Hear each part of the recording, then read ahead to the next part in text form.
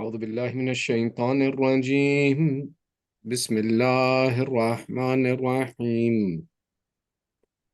ربي اشرح لي صدري ويسر لي أمري واحلل عقدة من لساني يفقه قولي الحمد لله رب العالمين ثم الصلاة والسلام على سيدنا ونبينا وحبيب إله العالمين أبي القاسم محمد اللهم صل على محمد وآل محمد وعلى آله الطيبين الطاهرين المعصومين واللعنة على أعدائهم أجمعين من الآن إلى قيام يوم الدين أما بعد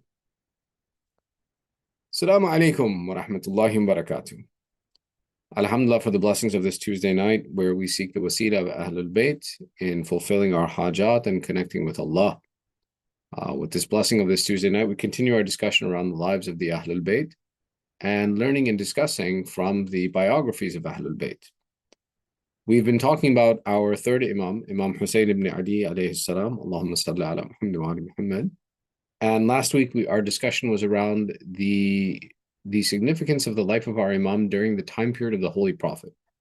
While this time period is about 7 years, it is a significant 7 years, as we mentioned, where it points to the superiority, the status of Imam Hussain and his proximity to the Holy Prophet and his affiliation with the religion of Islam, not just with the Prophet's personality himself.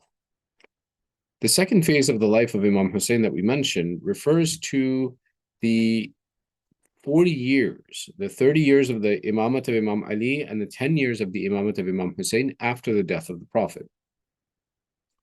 Looking at first these 30 years under the Imamat of Imam Ali, it's important to note a few very significant points that take place that are fundamental and focused on the personality and character of Imam Hussain that we see. The first and foremost thing that we notice is after the Shahadat of the Prophet, Imam Hussain is part of the family of Imam Ali, the family of Bibi Fatima, that moves through the city of Medina seeking the right of Imam Ali. So if you were to take a look at the personality of Imam Hussain, you would see that even as a child, his involvement in seeking the right of Imam Ali was not something to be neglected. I'll explain further. It wasn't just that Bibi Fatima stood up and rose her voice for the protection of wilaya and for seeking the authority of Imam Ali, but when they would go and they would approach people to support the right of Imam Ali, they would take Imam Hassan and Imam Hussain with them to show that these two boys as well too were part of the claim of Imam Ali to authority and that they were on the side of supporting the religion of Islam by supporting the true successor of the Holy Prophet. This attribute of being involved in that process, it's something that, for example, you could imagine as a parent that what's the point in taking, children who are under the age of 10? But the attribute the Prophet had layered into the discussion and description around Imam Hassan and Imam Hussain was one of the proofs of the authority of Imam Ali.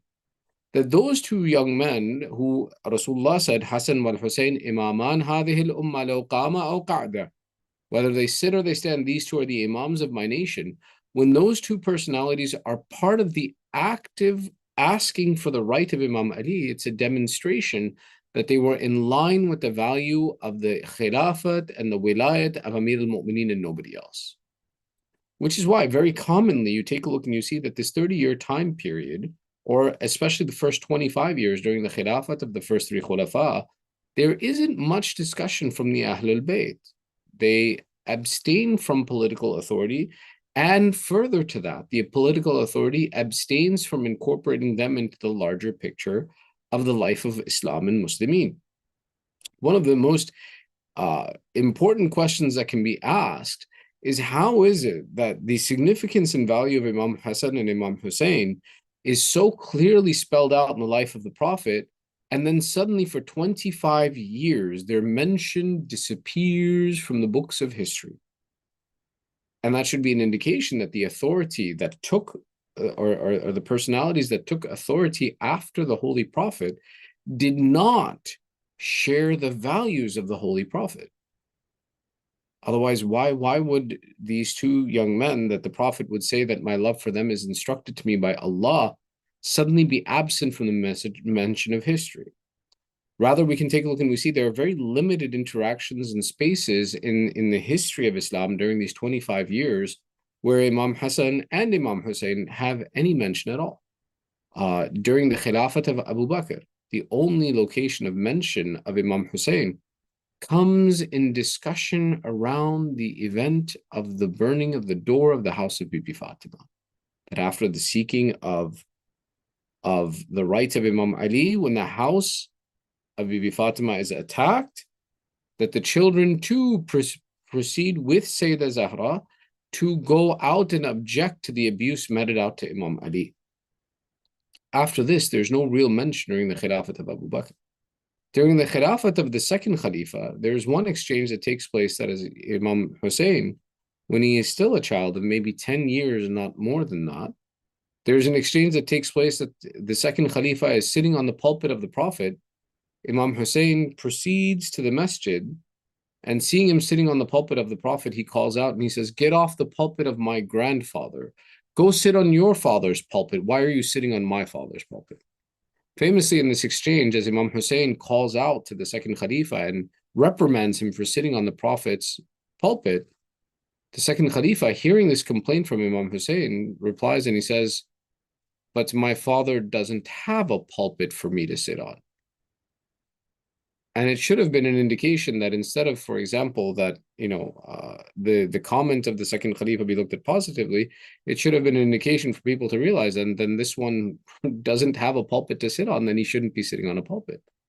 Unfortunately, people did not benefit from the statements of the Ahlul Bayt in this way. What we take a look is that during the time of the second Khalifa and the third Khalifa, there are many campaigns that go out to fight, and yet the Imams are never mentioned amongst those who participated in any of the campaigns of the second Khalifa. There may be some narrations which are very weak that indicate that the Imams participate in some of these campaigns, but there is no authenticity to them. And there is nothing to say that the Imams ever supported the campaigns of the Khulafa. The importance and significance of this is to take a look at and understand that in the structure of Islam, the only one who had the right to declare jihad would be the Prophet or the Imam. So therefore, an Imam fighting under a false campaign or fighting under the campaign of one of the Khulafa would be a legitimizing agent that the Khalifa had some authority to invoke a campaign. So therefore, you'll never see in authentic sources that the A'immah alayhimus salam ever participated in any of the campaigns initiated by the Khulafa, because they had no legitimacy, and the Imam would not fight in an oppressive and illegitimate war.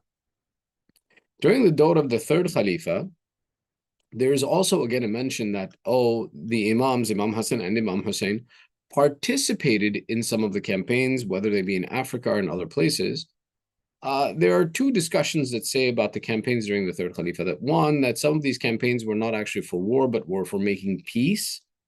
And the other arguments that say is that, well, if they attended, that they did not participate or gain any booty or fighting from this. But it's used as a source of legitimization of the campaigns of the Khulafa. And to this, we say that there is no way that an Imam legitimizes a campaign that is begun unjustly, because these campaigns would not be begun in the way that the Prophet of Islam would begin them, and therefore they are invalid to go through. During the dawr of the third Khalifa, there is another interesting mention of the life and times of Imam Hussain, where it's noted that when civil unrest had increased to the point that the Khalifa's life was in danger, that Imam Ali actually appointed Imam Hassan and Imam Hussain to protect the house of the third Khalifa. Now, the significance of this, and there is authentic narrations or many narrations that narrate the same incident, is looking at what the interest of Amir al-Mu'mineen was during the time period of the Khulafa, which was the maintaining of peace amongst the Muslimin and keeping the Muslim nation from splitting apart or tearing itself apart based upon the injustices caused of the time. That, again, not to say that the Imam is validating the Khilafat of the Khalifa, but rather he is insisting in saying that one oppression does not justify another oppression. That one oppressor, it is not justified for the people to go out and to kill him with their own hands on the interest of the fact that he is an oppressor without going through the process of of a judicial hearing or of authority being granted in the process of making sure that it is done officially. So in these cases, we do see that there are narrations that say that Imam Hassan and Imam Hussain were stationed at the door of the third Khalifa when there would be civil unrest to ensure that society followed the rules of Islam. However, we can see that in spite of this protection, or in spite of this civil security service that Amir al-Mu'mineen had Imam Hassan and Imam Hussain offer, the people still rose up against the third Khalifa, and the third Khalifa was assassinated for the oppression and the injustice he had meted out during his Khilafat.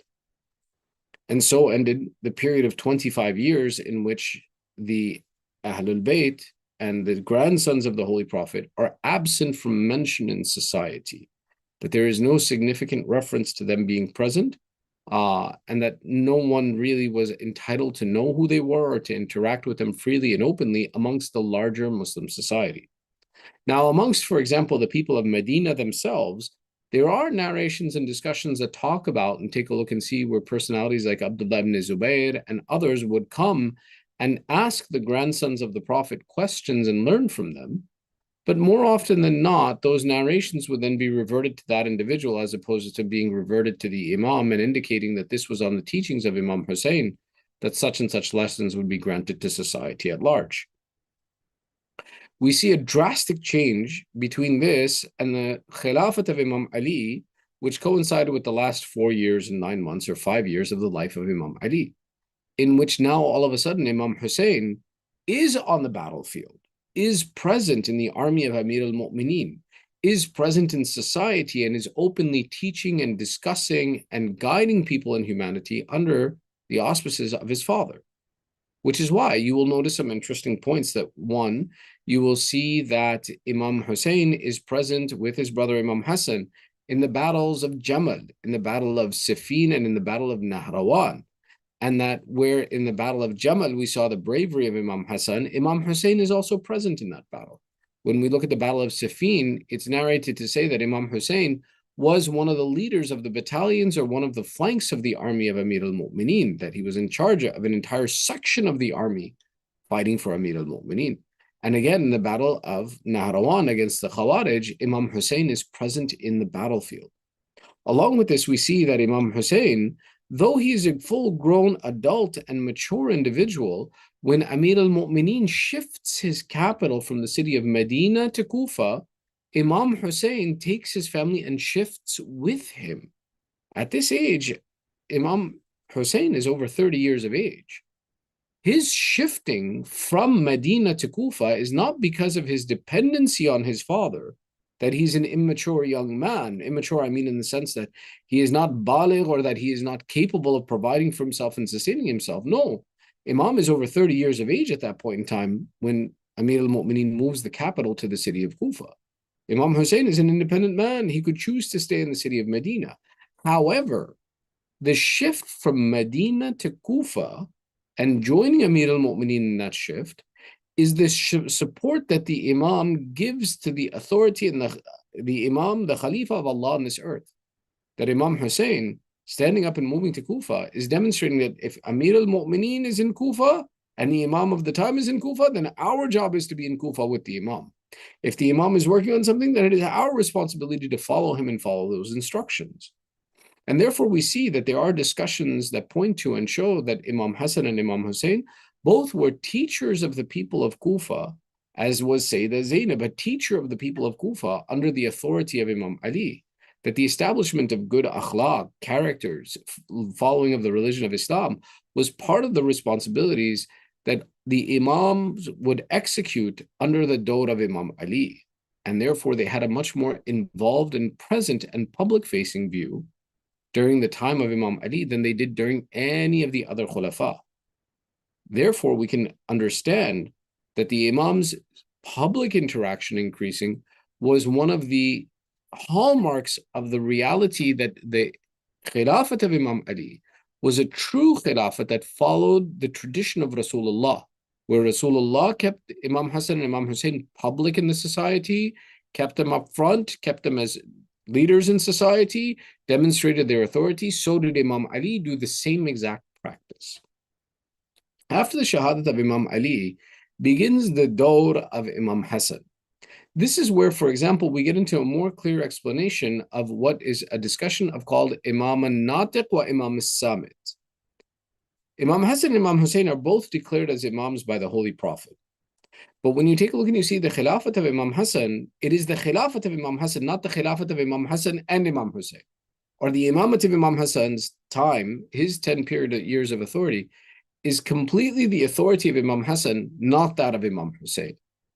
This is what we say, is that when an Imam is not in the position of authority, he's still an Imam, but he is silent while the authority of the other Imam is seen as the only leadership of society.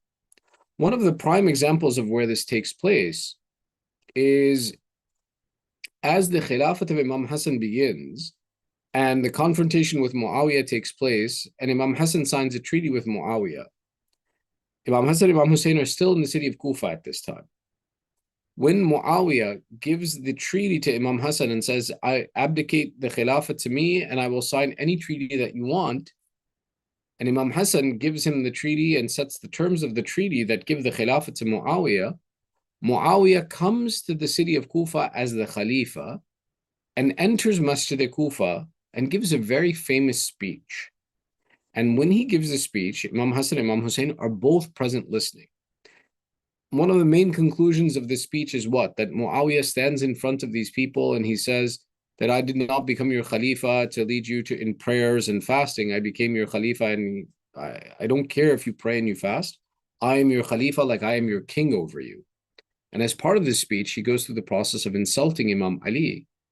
And he shows and estimates his own greatness and tries to degrade and downgrade Imam Ali. When Muawiyah finishes this speech, and Imam Hassan and Imam Hussain have heard this speech, as Imam Hussain stands up to rebut the insults, Imam Hassan says, this is my job. I'm more worthy of answering him. You stay seated.